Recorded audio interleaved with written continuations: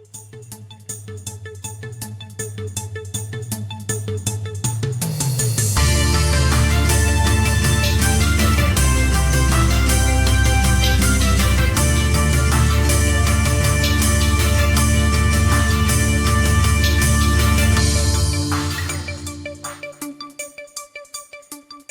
जानकारी मिली कि वो 1626 ईस्वी में ये बनवाया गया था। नंद भर राजाओं के द्वारा ये बना था। यहाँ यहाँ के भड़गवा के राजा नंदभर थे। और इसका बने हैं और बीच में एक बुर्ज है जिस पे मंदिर बनवा के इस पे नवग्रह स्थापित करने के लिए बनवाया गया था। लेकिन जब राजाओं का अस्तित्व खत्म हो गया तो धीरे-धीरे फिर इसका कोई हिंदुओं की आस्था का केंद्र है, लेकिन कोई इसकी सुनवाई नहीं हो रही है। अच्छा, ये बताइए वो 36 मन के तावा से एक स्रोत बना हुआ है पानी का निकलने का, उसी से पानी निकलता रहता है। देखिए मेरे साथ और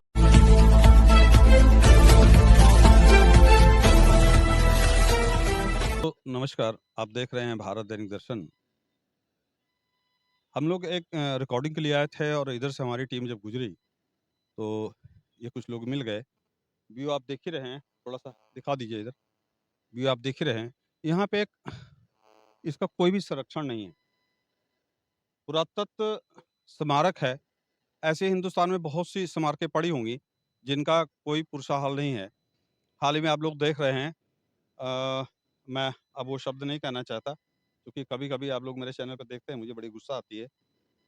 ये कौन से सरोवर बन रहे हैं इस समय? अमृत सरोवर।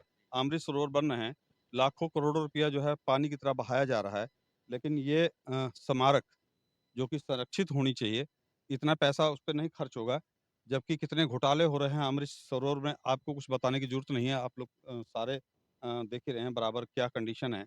और सरकार पे तो उँगली उठती ही रहेगी, क्योंकि ऐसी जगहों को संरक्षित करना चाहिए, ऐसी जगहों की सौंदर्यीकरण करना चाहिए जहाँ पानी की तरह पैसा बहाया जा रहा है। हमारे साथ देखिए यहाँ सामने एक मंदिर भी है और मंदिर के पुजारी हैं के बेटे हैं, आप पुजारी के बेटे हैं। दोस्तों मैं आपको बता दूँ, ये अमेठी डिस्ट्रिक्ट तहसील गौरीगंज का भटगवां, ग्राम सभा भटगवां में मैं हूँ। रोड से हम लोग निकल रहे थे, तो ये लोग मिल गए।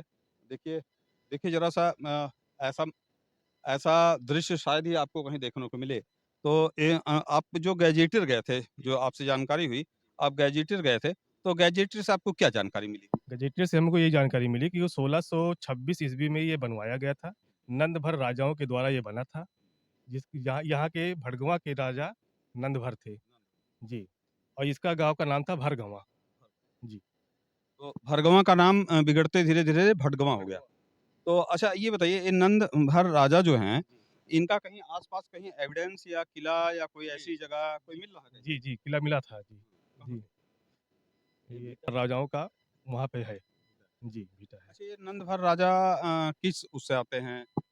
चूँकि हम लोगों को भी जानकारी नहीं है और हमारे दर्शकों को भी जानकारी हो जाए। अब नंद भर राजाओं के बारे में हमको जानकारी नहीं है, क्या है, कैसे है? अच्छा, गैजेटर गए थे वहाँ से आपको नहीं, जानकारी नहीं मिली? ये चीज़ नहीं मिल पाई थी कि क्या है? देखिए दोस्तों, ये 1626 ईस्वी में नंदभर राजाओं ने ये बनाया था और आज ये विकास के लिए आंसू बहा रहा है। ये कंडीशन देख लीजिए, तालाब इतना गंदा है और आस-पास शायद मैंने देखी दारू की बोतलें और गिलास काफ़ी खाली पड़े हैं, इतना गंदा है। हम धर्म के नाम पे रात-दिन लड़ रहे हैं, लेकिन कंडीशनें ये हैं कि यहाँ पे कोई ध्यान नहीं दे रहा है। ऐसी जगह जबकि चंद कदम पे रोड है और गाँव है, जैसा कि मैंने सुना, कभी जब ये किस मकसद से खुदवाया गया था सगरा, ये तो मैं नहीं बता सकता, लेकिन मेरे साथ कुछ लोग हैं, मैं इनसे बात करता हूँ। अभी आप कुछ बता रहे थे कि इससे पहले गाँव के इस्तेमाल में तो क्या करते थे लोग इस सगरे से? सर ये क्या महत्व? सर ये बहुत प्राचीन ये सगरा है। जैसा कि हमारे पूर्वजों ने हमको बताया कि ये नवग्रह के हिसाब से ये सगरा खुदवाया गया था कि इसमें 8 कोने हैं और बीच में एक बुर्ज है, जिस पे मंदिर बनवा के इस पे नवग्रह स्थापित करने के लिए बनवाया गया था। लेकिन जब राजाओं का अस्तित्व खत्म हो गया, तो धीरे-धीरे फिर इसका कोई मतलब कोई देखने वाला नहीं रह गया और उसी तरह जीर्ण-शीर्ण अवस्था में पड़ा है। और ये जब नल नहीं हुआ करते थे, गर्मियों में कुआँ भी थोड़ा गंदा हो जाता था, तो पूरे गाँव के लोग इसमें सुबह स्नान करने के लिए आते थे, तो सुबह भीड़ जैसी रहती थी। और ये सगरा उस हिसाब से बनाया गया है कि एक घाट इसमें महिलाओं का है, एक घाट गऊ का है, एक घाट जो मंदिर के सामने है, उसमें जो है जैसे कि जो पुजारी वगैरह हैं, जो पूजा पाठ करने आए या मतलब जो स्नान करके दर्शन करने जाएँ वो, और एक घाट तो जो था आम लोगों के लिए था। इस हिसाब से इसको बनाया गया था। हम लोग बचपन में प्रतिदिन यहाँ नहाने भी आया करते थे। लेकिन अब समय ऐसा है, घर-घर नल हो गया, उसके बाद में फिर चारों तरफ इसमें आप देख ही रहे हैं, झंखाड़ चारों तरफ फैला हुआ है, कोई इसका देख-रेख करने वाला नहीं है। यहाँ तक कि इसको मैटर को पूर्व विधायक जो थे उनको भी यहाँ लाके मीटिंग करवाई गई।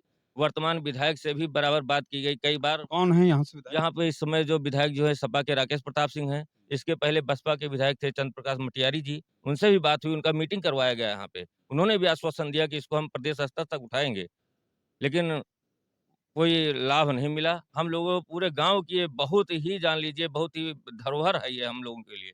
आप देख रहे हैं यहाँ के लोगों का, ग्रामीणों का दर्द आप लोग सुन ही रहे हैं, यहाँ की कंडीशन क्या है। राकेश प्रताप सिंह यहाँ के समाजवादी पार्टी के विधायक हैं। चूँकि अब आप सारी कंडीशनें समझ रहे हैं, मुझे ज़्यादा बताने की ज़रूरत नहीं है। फिलहाल मेरे साथ जो है यहाँ के पुजारी उनके बेटे हैं। चूँकि ये तो बचपन से ही रहे होंगे, आप तो यहाँ बचपन से ही देखे होंगे इसकी कंडीशन। तो अच्छा ये बताइए इसका जल स्रोत क्या है? इसका जल स्रोत है कि जहाँ कोई भागवत कथा या कुछ भी होती है, यहाँ लोग जल भरने आते हैं, कथा होती है और ये हिंदुओं की आस्था का केंद्र है, लेकिन कोई इसकी सुनवाई नहीं हो रही है। अच्छा ये हम बताइए लोग जिस तरह से इसके चारों तरफ इसके हम गंदगी देख रहे हैं और बहुत सी बोतलें और गंदगी और गंदे कपड़े तमाम इसमें पड़े हुए हैं, तो आप इसको मना नहीं करते? मना करते हैं तो वो लोग कहते हैं क्या तुम्हारे बाप का है? करेंगे क्या करोगे? फिर भी नहीं मानते हैं ये लोग। कितना भी कहो कुछ झगड़ा पे आमादा हो जाते हैं। जल स्रोत के बारे में आप क्या बताएँगे? जैसे मान लें आप तो बचपन से बहुत कुछ देखते आ रहे हो, सुनते चले आ रहे होंगे, चूँकि अब तो किंवदंतियाँ बची हैं। आपको गैजेटर से भी केवल इतना ही पता चला है कि राजाओं द्वारा बनाया गया है 1926 में। इसके अलावा कोई एविडेंस नहीं मिल रहा है। तो इस जल स्रोत जिसमें से पानी परमानेंट दिख रहा है, शायद गर्मियों में सूखता नहीं होगा ये? ये गर्मी में नहीं सूखता है, कभी सूखता ही नहीं है। कभी ये सूखा नहीं है, बीच में इसमें एक बुर्ज और बना हुआ है, जो 36 मन का तावा पड़ा हुआ है इसके अंदर। इसमें? जी, उसी से स्रोत पानी का बना रहता है परमानेंट। ये अच्छा, इसके पानी बीच बीच में एक कुआँ टाइप में है। कुआँ टाइप में है, उसमें स्रोत बना हुआ है और 36 मन के तावा से एक स्रोत बना हुआ है पानी का निकलने का। उसी से पानी निकलता रहता है। देखिए मेरे साथ और भी कुछ ग्रामीण हैं, शायद कुछ कहना चाहें। आप लोग कुछ कहना चाहेंगे? कहाँ के रहने वाले हैं? दूर के रहने वाले। दूर के रहने वाले। आप जानते हैं? नहीं, कहाँ के रहने वाले? हम रौजा गोसाईपुरवा के रहने वाले हैं। तो यहाँ कैसे आना हुआ? यहाँ हमारा निमंत्रण है, इस कारण आए हैं। अच्छा, निमंत्रण में आए हैं। तो चलिए ये लोग तो बाहर से हैं, निमंत्रण में आए हैं, लेकिन फिलहाल जो कंडीशन इतना सुंदर दृश्य अगर इसका सौंदर्यीकरण कर दिया जाए, तो एक आस्था के केंद्र भी है और आस्था के साथ-साथ तो सामने मंदिर भी है।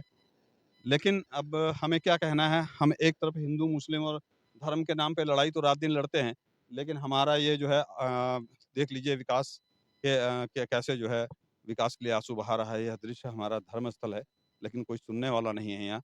तो पुजारी जी सरकार के लिए आप क्या क्या संदेश है? कुछ तो संदेश आपको देना ही पड़ेगा। नहीं, सरकार के लिए हमारा संदेश है कि सरकार हिंदुओं की आस्था के केंद्र को इसको बनाए और इसकी धरोहर को स्वच्छ रखे। स्वच्छ करने के लिए इसको एक संरक्षक के रूप में नियुक्त किया जाए, इसको संरक्षक के रूप में दिया जाए। दोस्तों, अब ज़्यादा कहने की ज़रूरत नहीं है, बहुत कुछ आप लोगों ने सुन लिया और कंडीशन भी देख ली और दृश्य भी आप देख लीजिए। इसमें जल स्रोत जो है हमेशा, चूँकि इसके बीच में जो बता रहे हैं कुआँ है और इसका हमेशा पानी बना रहता है, तो अगर इसको संरक्षित किया जाए तो बहुत से इसके फ़ायदे उठाए जा सकते हैं और लोगों को जितना अमृत सरोवर के नाम पे जितना हम लोग खर्च कर रहे हैं, अगर उसके आधा पैसा भी इस पे लगा दिया जाए, इसमें ना तो खुदाई करने की ज़रूरत है और केवल चारों तरफ जिस तरह से घास-फूस और गंदगी है, ये हमारी संरक्षित चीज़ें जो है जिस तरह से खत्म हो रही हैं, आने वाले समय में पीढ़ियों को हम कौन-सा इतिहास, जबकि गैजेटर में भी इसका कहीं दर्ज नहीं है, कौन-सा इतिहास बताएँगे? ये तो सरकार की भी ज़िम्मेदारी बनती है। जो लोग यहाँ के विधायक या जनप्रतिनिधि और लोग भी हैं, उन लोगों की भी ज़िम्मेदारी बनती है कि इसको संरक्षित किया जाए और इसी के साथ भारत दैनिक दर्शन से विक्रम सिंह, नमस्कार। वाचिंग भारत दैनिक दर्शन देखने के लिए आपको बहुत-बहुत धन्यवाद। इसी तरह से भारत दैनिक दर्शन को देखते रहिए, लाइक करिए, कमेंट करिए, शेयर करिए। अगर भारत दैनिक दर्शन बना रहेगा, तो मैं आपकी आवाज़ को आपके कंधे से कंधे मिला के आपको न्याय दिलाता रहूँगा।